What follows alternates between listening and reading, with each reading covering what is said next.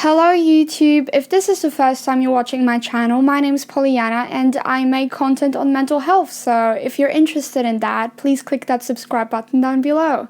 I'm so sick of what it's saying, they understand what it's like.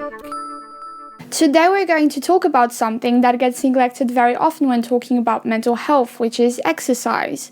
So there are numerous studies that have shown that when participants committed to working out for a few weeks, they noticed a significant drop in their depression and anxiety levels. However, there are still many mental health specialists that don't consider exercise a valid form of therapy, which is why a lot of people don't know about it. This video will be divided in 3 parts because there is literally so much to talk about. So in the first part of the video, I'll be talking about which type of exercise is the best for mental health.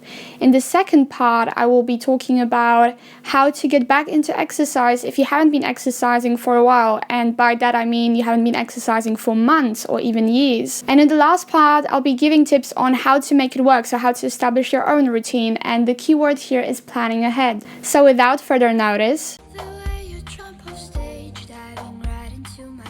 according to Sharma, Madan and Deddy, the type of exercise that has shown to be the most effective for mental health is aerobic exercise, which you probably know by the name of cardio. So yes, that strength training that you're doing every day in the gym might be great for your body, but when it comes to mental health, cardio is way more efficient. The study names jogging, swimming, cycling, walking, gardening, and dancing. So if you're walking to school or you're taking the bike to work, you're already on the right path. Another thing to notice is that most of them are outdoors, which means you're getting that vitamin D, and vitamin D affects your serotonin levels, and serotonin is one of the happy hormones in your brain. Moreover, most of them are actually quite affordable unless you're buying sportswear every month or you're taking that dancing class. So what about the frequency? According to Adam Shakrud, who is a professor at Yale University in psychiatry, you're hitting that golden spot by exercising 3 times a week and 45 minutes per session.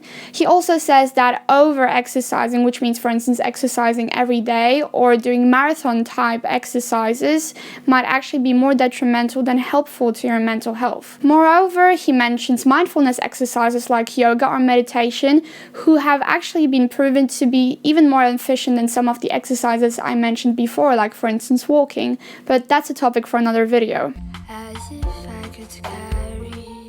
My advice when it comes to getting back into exercise is don't trust yourself. So there's probably a great gym membership out there and you're telling yourself, okay, the financial incentive will be enough for me to make time during my busy week. Now, studies show that 80% of the people who sign up for gym memberships will quit only after 4 to 5 months, and only 50% of people who sign up will go there regularly. Now, as a person who A, hasn't been exercising for a while, and B, has mental health issues, you're probably on the less disciplined side. So my tip for you would be sign up for classes. The great thing about classes is that the fixed time frame will actually allow you to plan your other activities around that, and the financial incentive in that case will be even bigger because you only have that small time frame to take advantage of what you paid for. The additional freedom of a gym membership is great if you're A, on the more disciplined side, and B, you have been exercising for a while. However, in the beginning you'll be probably more likely to abuse that freedom because you'll tell yourself, I can just go tomorrow, and I'm speaking out of personal experience here. So it had been 2 years that I stopped exercising when my psychologist told me that I absolutely needed to get back into it. And maybe it was due to the fact that I was hypomanic back then and I overestimated how disciplined I truly was. But after all, I had been also exercising my whole life before the 2 years where I stopped. So I told myself I would go for a swim 3 times a week, and the swimming pool was literally 5 minutes away. After 1 or 2 weeks, I actually quit because I couldn't pull through. Luckily, in May, my new psychologist signed me up for a program with Mood Active, which is an Australian non-profit that helps people with mental health issues get back into exercise. So the program obliged me to pick 3 classes a week and attend, and I was picking classes at 8 a.m. in the morning because I have really trouble getting out of bed. So what you'll see here, only after 6 weeks, and the program was supposed to be 8 weeks long, long, but I had to leave for Paris,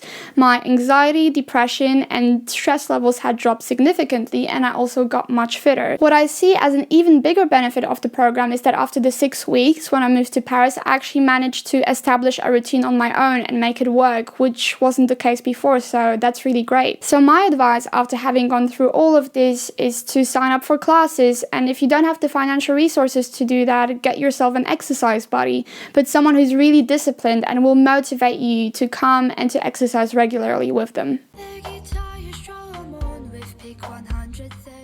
So maybe you've already gotten back into exercise and you feel confident enough to make it work on your own. Today I have 5 tips for you, and the first one would be to be honest with yourself. Be honest about how much exercise you can do per week. And the goal here is not to be overly ambitious, because if you're overly ambitious, you're less likely to meet your goal. And if you won't meet your goals, you'll just end up being dissatisfied with yourself and you'll probably stop exercising at all. Also, think about the type of workout you want to commit to. Do you value variety, or are you more fond of consistency? My second tip would be to find a time frame that works every week, because then you can include your workout sessions in your timetable and you can plan around that, which means you're more likely to actually do your exercise. Also, after a while, your brain will probably get used to the fact that Tuesday is workout day, which is great. Thirdly, if you're someone who doesn't particularly enjoy exercising like myself, try to find something that makes it more fun. Personally, what I do is I always change up my running playlist and include songs that I just discovered. So I'm quite excited about running to them. But maybe you're someone who's into fashion and you'll feel great about the new sneakers you're wearing when you're running. So that's that. My fourth advice is to make sure that nothing gets in your way. You'll probably come up with excuses like, oh, my phone has only 2% of battery. I can't really go for a run, can I? Or I haven't even eaten breakfast yet. I can't go for a run, can I? If you're a person who struggles with mental health, you need to be extra careful, because an excuse like, I haven't even picked out my running outfit yet, is valid for you. Because if you're a person who suffers from depression, then making small choices like that is the end of the world for you. So my advice here is plan ahead. Pick that running outfit the day before. Think about charging your phone. Think about buying breakfast the day before, and then you'll be good for the run in the morning, if you're exercising in the morning, of course. My last advice, and probably the most important one, is to be compassionate to yourself.